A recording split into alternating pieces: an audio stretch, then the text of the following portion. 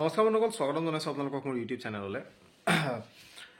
মূলতে এটা কথা যিটো বহুতে সোধে সেইটো হৈছে ট্ৰান্সফাৰ ৰিলেটেড। আৰু ট্ৰান্সফাৰৰ ক্ষেত্ৰত বৰ্তমান সময়ততো আপোনালোকৰ ট্ৰান্সফাৰ নহয় বাৰু, কাৰণ 6 জুনলৈকে ইলেকশ্যনৰ কাম কাজ আছে আৰু 6 তাৰিখে ইলেকশ্যন যিহেতু মানে কমপ্লিটলি শেষ হ'ব, তাৰপিছত আপোনালোকৰ কোড অফ কণ্ডাক্ট উঠিব, তাৰপিছতহে গভৰ্ণমেণ্টৰ ৰেগুলাৰ কামবিলাক হ'ব। এতিয়া কথা হৈছে আপোনালোকে যদি কোনোবা বেলেগ বেলেগ ঠাইত আছে বা বেলেগ ডিষ্ট্ৰিক্টত আছে, অ'কে, সেইবিলাকৰ পৰা আপোনালোকে ট্ৰান্সফাৰ আবেদন কৰিব পাৰিব। তেনেকুৱা ধৰণৰ কথা নাই যে আপোনাৰ এমাহ হৈছে, 2 মাহ হৈছে, 3 মাহ হৈছে, 4 মাহ, 6 মাহ, তো তেনেকুৱা ধৰণৰ কথা নাই। আপোনালোকে আবেদন কৰিব পাৰে, কিন্তু সেইটো আপোনালোকে এপ্লিকেশ্যন দি প্ৰপাৰলি আপোনালোকৰ যিজন হেড আছে, হেড অফ অফিচ আপোনালোকৰ যিজন আছে বা হেড অফ বা আপোনালোকৰ যিজন DDO হয়, তেওঁলোকৰ ফালৰ পৰা ফৰ্মেলি আপোনালোকে লেটাৰ পঠিয়াব লাগিব আপোনালোকৰ মেইন ডিপাৰ্টমেণ্টলৈ, যিটো আপোনালোকৰ গুৱাহাটীত হয়, মেইন ডিপাৰ্টমেণ্টলৈ আপোনালোকে পঠিয়াব লাগিব। চাওক, ছিংগল ট্ৰান্সফাৰত অলপমান সমস্যা আছে, কাৰণ সেইটো এডজাষ্ট কৰোঁতে অলপ প্ৰব্লেম হয়। কিন্তু মিউচুৱেল ট্ৰান্সফাৰ যদি আপোনালোকৰ আপুনি যোন জেগাত আপোনালোকে যাব বিচাৰে, যি জেগাত যাব বিচাৰে, তাত যদি আপোনালোকৰ কোনোবা মিউচুৱেল যদি আপোনালোকে মানুহ পায়, তেতিয়াহ'লে আপোনালোকৰ যোৱাত কোনো অসুবিধা নাই। গ্ৰেড 3 ক্ষেত্ৰত আপোনালোকৰ একেই গ্ৰেড পে হোৱাটো প্ৰয়োজন, কাৰণ আপোনালোকে যিটো পষ্টত আপুনি মানে ট্ৰান্সফাৰ হ'বলৈ বিচাৰিছে, সেইটোত আপোনালোকৰ ইকুইভেলেণ্ট গ্ৰেড পেটো হ'ব লাগিব, প্লাছ আপোনালোকৰ ডিপাৰ্টমেণ্টটো একেই হ'ব লাগিব। চ' ডিপাৰ্টমেণ্টটো বেলেগ কৰি ট্ৰান্সফাৰ কৰিবলৈ সেইটো আৰু অলপ লেণ্ডি হ'ব এইটো, চ' সেইটো অলপ সমস্যা আছে।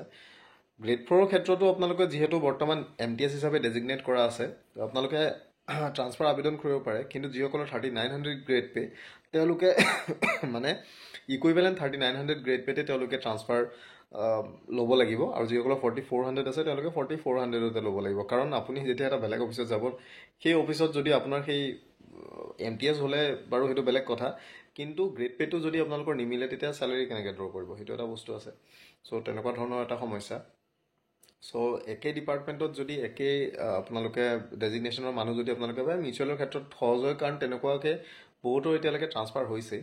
বহুকেইটা ডিপাৰ্টমেণ্টত PWD, irrigation, deputy commissioner establishment, water resource, তেনেকুৱা বহুখিনি ডিপাৰ্টমেণ্টত বৰ্তমান সময়লৈকে তেনেকৈ ট্ৰান্সফাৰ এতিয়ালৈকে হৈছেই। আৰু মেজৰলি আপোনালোকৰ চব mutual transfer, one way transfer আপোনাৰ হাৰ্ডলি কেইটামান হৈছে, সেইখিনি কৰিছে। লগতে মেডিকেল ডিপাৰ্টমেণ্টত তেনেকৈ কেইটামান কৰোৱা হৈছে, ছিংগল ট্ৰান্সফাৰো কৰা হৈছে আৰু মানে মিউচুৱেলো কৰা হৈছে। চ' আপোনালোকে সেই বস্তুটোৰ কাৰণে আবেদন কৰিব পাৰে, তাত কোনো অসুবিধা নাই। কিন্তু এইখিনি হৈছে আপোনালোকৰ ডিষ্ট্ৰিক্টৰ বাহিৰৰ কথা, অ'কে, ডিষ্ট্ৰিক্টৰ বাহিৰৰ কথা, যে কোনোবা আজি বৰাক ভেলীত আছে, কোনোবা ইয়ালৈ আহিব বিচাৰে, বা হাইলাকান্দিত আছে, ধৰি লওক গুৱাহাটী আহে, নগাঁও আহে, যোৰহাট আহে, ক'ৰবাত আহে, সেই বস্তুটোৰ কাৰণে এই যিটো প্ৰচেছ ক'লোঁ, যে আপোনালোকে থ্ৰু নিজৰ DDO বা হেড অফ ডিপাৰ্টমেণ্ট আপোনালোকে এপ্লিকেশ্যন ফৰৱাৰ্ড কৰিব লাগিব, আৰু সেইবিলাক গুৱাহাটীত চালি তেওঁলোকে এপ্ৰুভ কৰিব। কিন্তু বৰ্তমান যিসকল নিজৰ ডিষ্ট্ৰিক্টৰ ভিতৰত আছে, মানে ইনচাইড ডিষ্ট্ৰিক্ট আছে, ছাপ'জ আজি আপুনি যোৰহাটত আছে, চ' আপোনাৰ ঘৰ ধৰি লওক যোৰহাটৰ কোনোবা এটা ঠাইত, কিন্তু আপুনি ধৰি লওক আছে মেইন টাউনত, আপোনাৰ ঘৰ ধৰি লওক তিয়কত, আপুনি আছে মেইন টাউনত, আপুনি এতিয়া ঘৰৰ ওচৰত যাব বিচাৰে। তেনেকুৱা ক্ষেত্ৰত আপুনি বৰ্তমান সময়ে কোনো ধৰণৰ ট্ৰান্সফাৰ এপ্লিকেশ্যন আপোনালোকে দিয়াৰ প্ৰয়োজন নাই। অলপ দিন ৰখক, কাৰণ জুনৰ 6 তাৰিখে যেতিয়া ইলেকশ্যন শেষ হ'ব, ছাব ডিষ্ট্ৰিক্টৰ যিটো কথা আছিলে, ছাব ডিষ্ট্ৰিক্ট এক্টিভেট হ'ব, অৰ্থাৎ ছাব ডিষ্ট্ৰিক্টসমূহ যিহেতু ফৰ্ম হৈছেই, কিন্তু এই ইলেকশ্যনৰ ৰিজাল্ট হোৱাৰ পিছতে, গোটেইখিনি কাম কাজ শেষ হোৱাৰ পিছতে ছাব ডিষ্ট্ৰিক্টখিনি আপোনালোকৰ গঠন মানে কি আৰু ফাংচনিং কৰা হ'ব।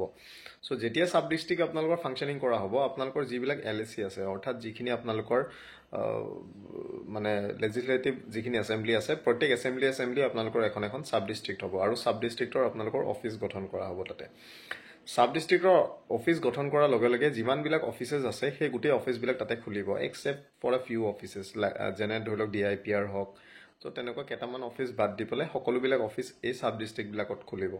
চ' যেতিয়া ছাব ডিষ্ট্ৰিক্টবিলাকত অফিচ খুলিব, আপুনি যদি সেই একে ডিষ্ট্ৰিক্টখনৰ ভিতৰত আছে, তেতিয়া সেই গোটেই ছাব ডিষ্ট্ৰিক্টবিলাকৰ যিখিনি ট্ৰান্সফাৰ হ'ব, সেইখিনি জিলাখনৰ যি আয়ুক্ত কাৰ্যালয় আছে, অৰ্থাৎ ডিষ্ট্ৰিক্ট কমিশ্যনাৰ অফিচ আছে, DC অফিচৰ পৰা সেই ট্ৰান্সফাৰবিলাক ৰেগুলেট কৰা হ'ব।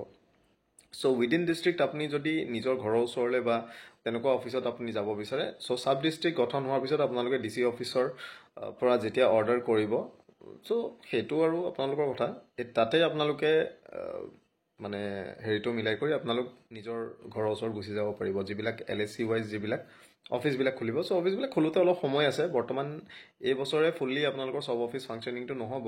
চ' অহা বছৰৰ প্ৰথম ভাগলৈ চাগে সেইখিনি হৈ যাবগৈ। কিন্তু প্ৰায় PWD হওক, ইৰিগেশ্যন হওক, ৱাটাৰ ৰিচোৰ্চ হওক, আপোনালোকৰ ছেৰিকালচাৰ হওক, এগ্ৰিকালচাৰ অফিচ হওক, ৱেলফেয়াৰ অফিচ, তেনেকুৱা ধৰণৰ গোটেই অফিচবিলাক প্ৰত্যেক চাব ডিষ্ট্ৰিক্টতো সেইখিনি খোলা যাব।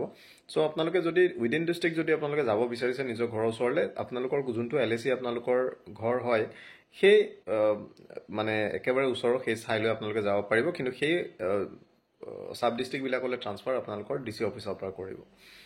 আৰু ইনফেক্ট DC অফিচত যিসকলে কাম কৰি আছে তেওঁলোকো যদি নিজৰ ঘৰৰ ওচৰলৈ যাব বিচাৰে, প্ৰত্যেক চাব ডিষ্ট্ৰিক্টত এটা এটা ADC অফিচ খুলিব, অৰ্থাৎ এডিশ্যনেল ডিষ্ট্ৰিক্ট কমিশ্যনাৰে হেড কৰিব। সেইবিলাক চিভিল চাব ডিভিজন হ'ব। চ' সেইবিলাক অফিচতো যাবলৈ বিচাৰিলে এনেও DC অফিচৰ পৰা মানুহ ট্ৰান্সফাৰ কৰিবই চাব ডিষ্ট্ৰিক্টলৈ। চ' আপোনালোকেও সেই ঠাইবিলাকত আপোনালোক যাব পাৰিব। চ' ট্ৰান্সফাৰ ৰিলেটেড আপোনালোকৰ যদি এনেকুৱা ধৰণৰ সমস্যা আছে, আপোনালোকে সেই হিচাপে যাব পাৰে। আৰু বাকী শিক্ষকসকলৰ ক্ষেত্ৰততো সেইটো পৰ্টেল আছেই। ত' সেইটো আপোনালোকৰ বস্তুটো বেলেগেই বাৰু।